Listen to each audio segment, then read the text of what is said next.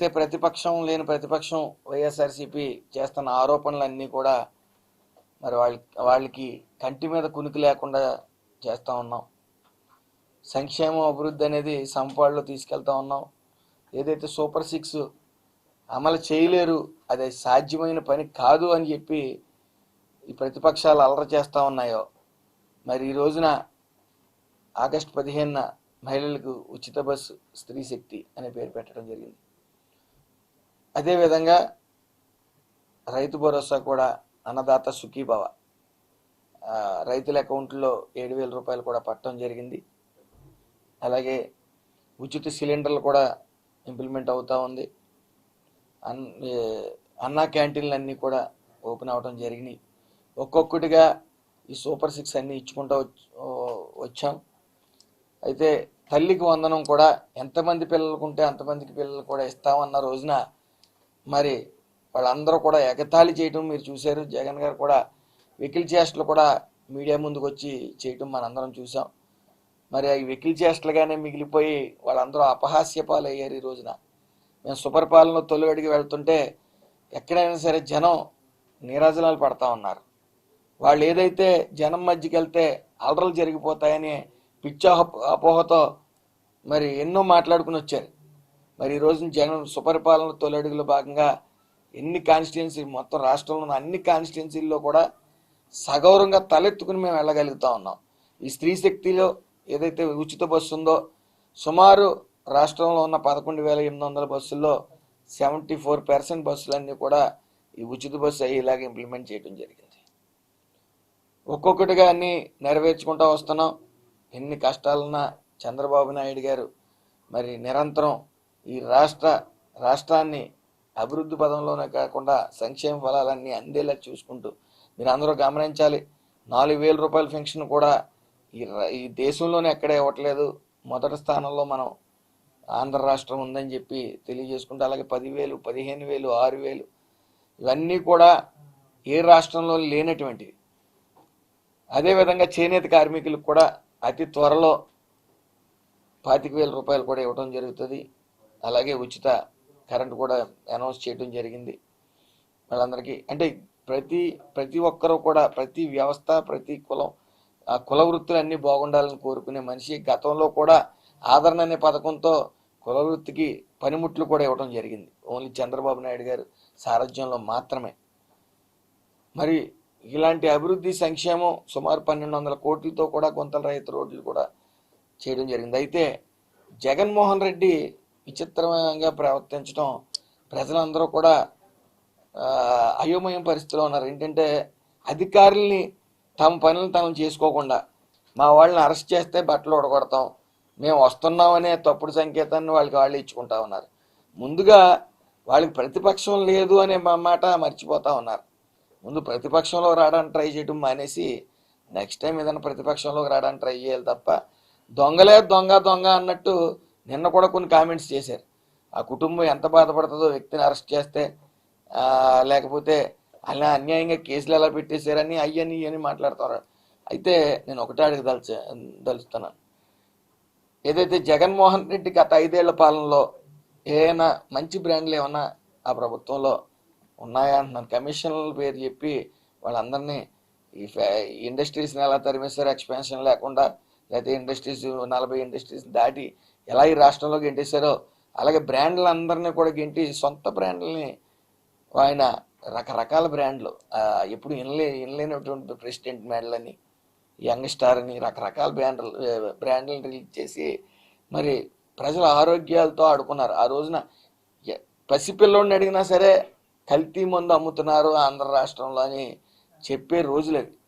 మరి ఈ రోజున కనీసం 99 రూపీస్తో ఈరోజు రిలీజ్ అయిన ఇప్పుడు మంచి ప్రభుత్వంలో రిలీజ్ అయిన లిక్కర్ పూర్తిగా పర్యవేక్షణలో ఎవరు ఆరోగ్యం పాడవకూడదని చెప్పి 99 రూపాయలకి నాణ్యమైన మందు అందిస్తూ ఉన్నాం.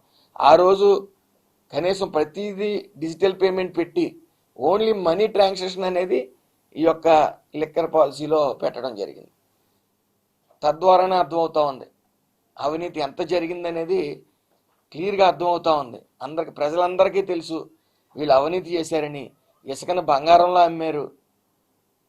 రకరకాల విన్యాసాలు చేసి రెడ్ బుక్ పాలన వస్తుంది, రెడ్ బుక్ అనేది మీ పేర్లు నమోదు అవుతున్నాయి అవినీతి చేసిన వాళ్ళు అన్న రోజున మడిచి ఎక్కడో పెట్టుకోమన్నారు.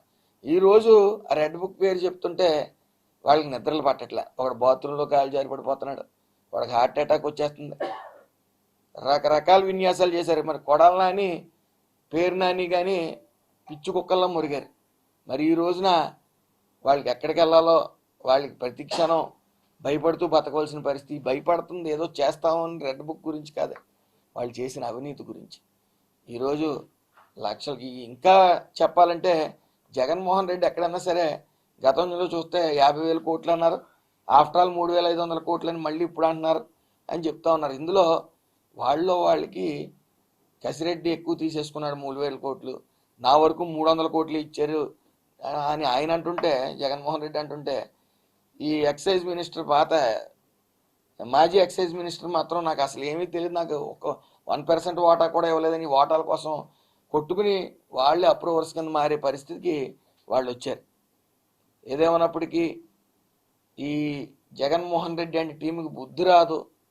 వాళ్ళు ఏ స్టేట్మెంట్లు ఇస్తున్నారో సృహ కోల్పోయిస్తున్నారు. అలాగే పేరు నాని వాళ్ళ మిస్సెస్ని అరెస్ట్ చేసేసారు ఒక కేసులో అని చెప్పి ఆయన ప్రకటించడం జరిగింది. అదే పేరు నాని చంద్రబాబు నాయుడు గారికి ఆడవాళ్ళ పట్ల అపారమైన గౌరవం, అవినీతి చేసినా సరే మా మిస్సెస్ని చూసి చూడనట్టు వ్యవహారం చేశారని చెప్పి ఆయనే చెప్పాడు. ఈయనకి అవగాహన ఉండలేదు, ఈయనకి ఏది పడితే అది మాట్లాడటం, అధికారులను భయపెట్టడం. ఏదేమన్నప్పటికీ ఆయన చేసిన అక్రమాలు ఒక్కొక్కటిగా బయటకు వస్తున్నాయి. ఆయనే కాదు, ఆయన కనుసైగుల్లో నడిచిన నేతలందరూ కూడా బయటకు వస్తూ ఉన్నారు. వాళ్ళకి పాలన మీద అవగాహన లేదని చెప్పి నేను మంచి చేస్తేనే నాకు ఓటేయండి అని చెప్పి ప్రజల మధ్యకి వెళ్ళాడు. ఆయన చేసిన మంచి ప్రజలకు గమనించారు కాబట్టి 11 సీట్లు ఇచ్చారు.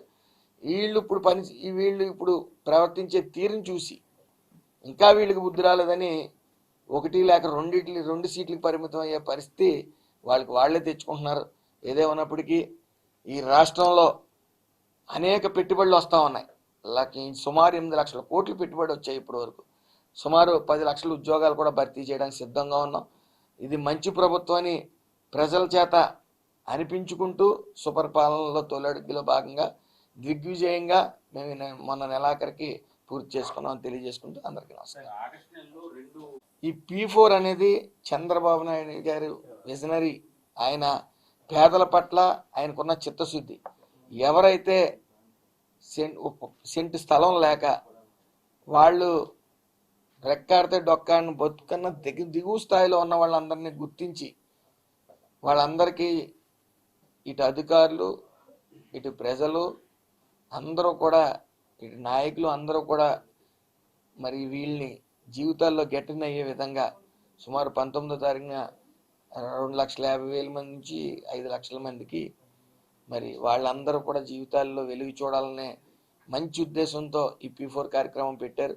ఆ P4 కార్యక్రమం అనేది ప్రజలందరూ కూడా ఇటు ఎవరైతే అడాప్టర్స్ ఉన్నారో, అడాప్ట్ చేసుకునే వాళ్ళు ఉన్నారో వాళ్ళందరూ కూడా స్వచ్ఛందంగా ముందుకొచ్చి మేము మంచి పని చేస్తాం, మమ్మల్ని ఇన్వాల్వ్ చేయండి అని మరి అందరూ అన్ని ఏరియాల నుంచి కూడా వస్తున్నారు. కాబట్టి ఈ P4 అనేది పేదల పాలిట ఒక వరం లాంటిదని నేను తెలియజేసుకుంటూ అందరికీ తెలుగులో న్యూస్ కి ఫాస్టెస్ట్ యాప్ ఇప్పుడు టోటలీ న్యూ అవతార్లో జస్ట్ 5 seconds లో కంప్లీట్ న్యూస్. సోషల్ మీడియాలో ట్రెండ్స్ కి one stop solution. Live TV app voice search option తో ఇప్పుడే డౌన్లోడ్ చేయండి లేదా అప్డేట్ అయిపోండి. యాప్ లింక్ డిస్క్రిప్షన్ లో ఉంది.